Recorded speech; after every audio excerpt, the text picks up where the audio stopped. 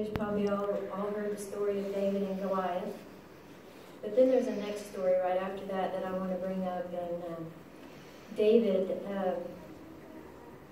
had killed Goliath, and Saul wanted David so much so he didn't let him go home. Well, Saul had a son named Jonathan, and David and Jonathan loved each other as their own life. And y'all can read the story in 1 Samuel 18. It starts there, but it's a really great story if you don't know it. But Jonathan and David had such a love for one another. Saul was going to kill David, and David had mentioned it to Jonathan, and Jonathan said, "This can't be so, I would have known." And he said, "No." He said, "Your dad knows that I have favor in your eyes." And so David sat at the king's table, and he asked Jonathan if he could be excused. And Jonathan was going to warn David if Saul was going to kill him, if that was so. But Jonathan had a hard time believing that. And so Jonathan had said to David, and said, "Tomorrow is the new moon feast." And he said, "You will be missed because your seat will be empty." Well, my brother had 3 people in his life, men in his life, that I feel like him and David and Jonathan had that love. And the first one I want to bring up is David Hahn. We moved to Yukon, and Mike and David, man, they were thick as thieves. They were together all the time, playing. And it was, David, I want to say thank you for being such a great friend to him. He was actually in the picture his best man at his wedding. And David was so faithful to Mike and being such a great friend, and for that I'm thankful. David moved away to Texas. Mike went into the service, but about 5 years ago, David moved back, and they picked up right where they left off, just the best of friends. And I would say their relationship was like Jonathan and David. And then Mike worked with a man named Troy, and it was so funny. He was always saying, "He's my brother from another mother," and loved that boy so much. And matter of fact, every time Mike's phone rang and Troy was calling, he says, "Your brother is calling. Your brother is calling." And it was so funny. And but they were together about 30 years, and Troy was always faithful. Him and Michael would go spend thousands of dollars on fireworks so that we could have a wonderful fireworks show out at Mike's house. And then Troy would go back to the fireworks stand and buy more just to fill in the gaps that he felt like needed to be filled in. And they would not just buy the little stuff, but they'd buy the great big stuff. And man, it seemed like they would go on for hours, the 4th of July festivities, and we all had a great time numerous years. It was really fun. And the next person I want to mention is his son, Patrick. And Patrick and Mike were best friends. They talked every day on the phone, or Patrick would come over and feed the animals or whatever.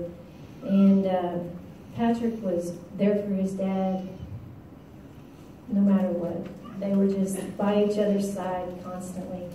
So I think Michael had 3 wonderful relationships that were very close. And now I want to talk about my brother as a young man. In a lot of those pictures, him and I are together, and we were very, very close. Debbie was born first, and then Donna a year later. Then there was 3 years, and then I came along, and then Mike was a year later. And so we were very close, him and I, because we had to share a bedroom, for one thing. We didn't have all kinds of rooms in the house, so Mike and I shared a bedroom all the time. And there was a time, many times, that Mike and I could be in the same room together, not saying a word, but there would just be so much peace in the room. And it was great. But most of the time, I was thinking back last night, I was a provoker in a lot of ways. And I would ruffle his feathers a lot. And I'm sorry, girls, I did do that to y'all as well. It just came to my recollection last night. I was pretty bad at that. But anyway, we had bunk beds. And Mike would always sleep on the top. and I'd sleep on the bottom. And I'd kick my feet up there, you know, to where it would bother him, you know. He'd say, "Stop it, Denise, stop it." And I'm like, "No, I'm not going to." Finally, my dad and my mom would say, "I gotta come in there, I'm gonna bust your butt." So we'd settle down, we'd go to sleep. But it seemed like every night, Mom and Dad had to tell us, "Settle down," you know, because we'd be laughing and having a good time. And then, oh my goodness, one time, or many times, Michael would tickle me. He'd get me down on the ground, he'd tickle me so hard. And I go, "Michael, I gotta pee, I gotta pee, let me out, let me out." He goes, "No, you don't." I said, "Yes, I do, I gotta pee, let me out." So I'd get up and I'd take off running through the house. He goes, "I told you you didn't have to pee." He'd get me down on the ground and tickle me until I literally peed on the wood floor. I mean to tell you, and he loved it too. So then, oh man, we lived in Duncan, Oklahoma. We lived on Lakewood. And we were chasing him. He was chasing me around the house, and I ran around this chair, and there was a long window there. And I had my butt up against it. He pushed me through the window. And of course, you know he got in trouble because it was his fault. Then, on Lakewood, that same time, I would always provoke him for him to run after me, right? Well, he got a BB gun, right? And so I provoked him. And here I thought he was going to be coming after me. And you know what he did? He lifted that BB gun up and he cocked it a few times and he shot me in the daggone leg.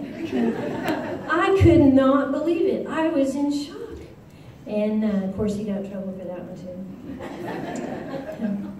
And then Michael was an entrepreneur when he was younger. He would take gum to school or candy to school. He made money all the time. He always had money. He was very good with his money.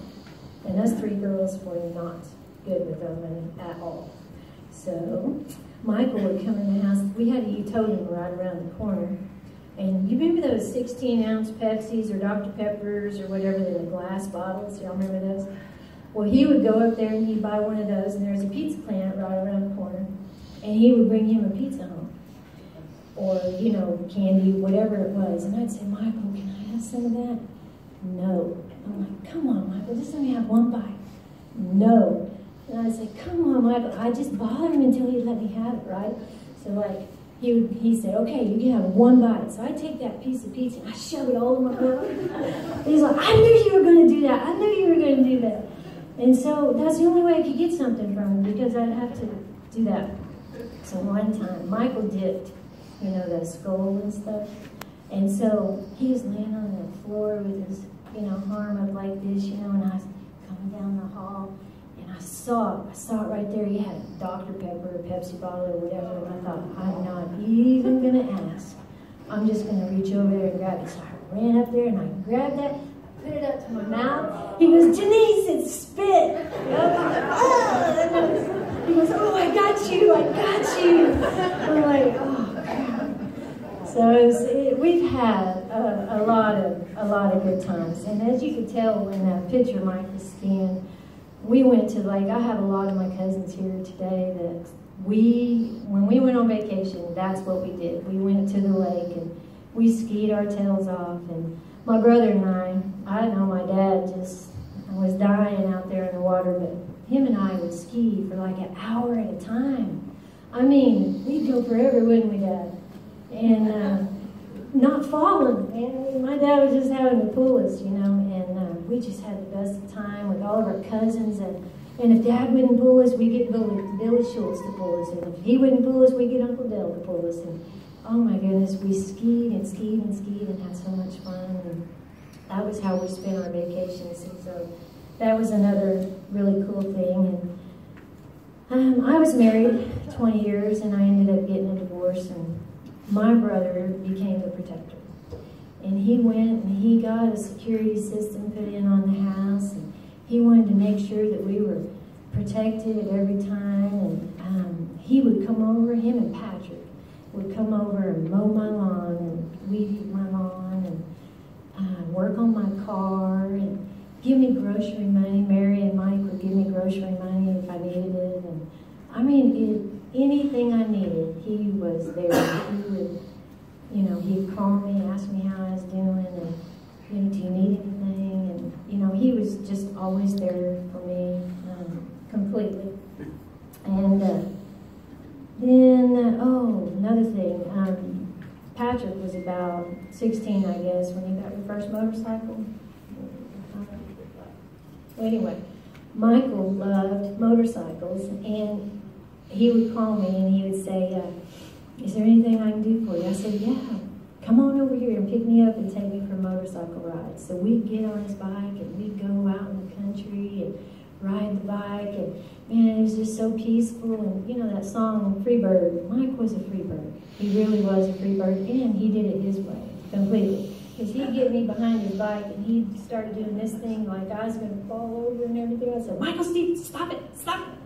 And he'd say, you chicken. I'm like, so we had a good time doing stuff like that. So he'd always take me for a motorcycle ride because he knew I loved motorcycles so much. And Mary had to sit out on that, but it was good for me and Mike. I had my times with it. That's right.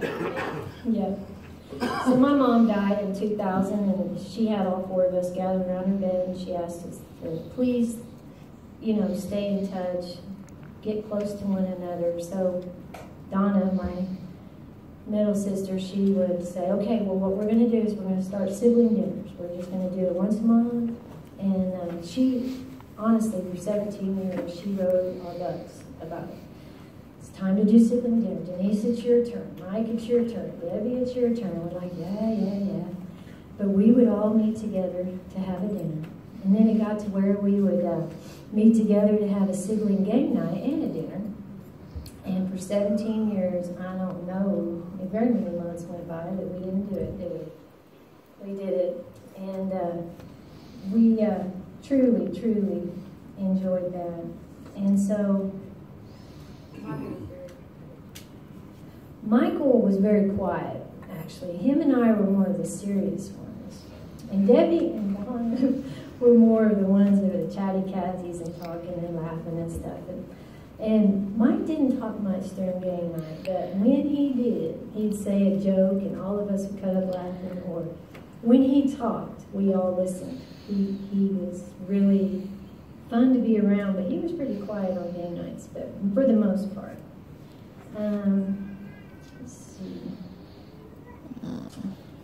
All of us girls loved Michael very much. We all did, and I know we all did. And the one thing I want to say, when it comes to sibling dinners and when it comes to game nights, he will be missed because his seat will be empty.